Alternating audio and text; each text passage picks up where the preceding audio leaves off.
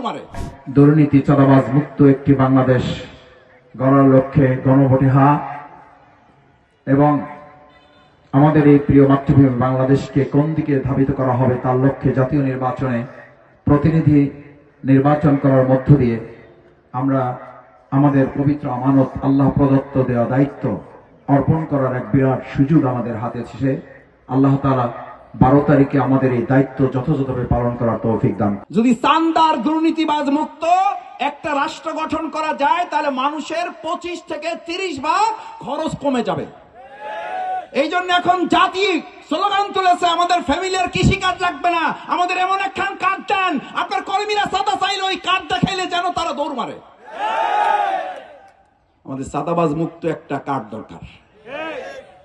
এই কার্ড 12 তারিখের পর আল্লাহ কবুল করলে ইনশাআল্লাহ চাঁদাবাজ দুর্নীতি মুক্ত একটা বাউফল আমরা 90 দিনের মধ্যে গড়ে তুলব।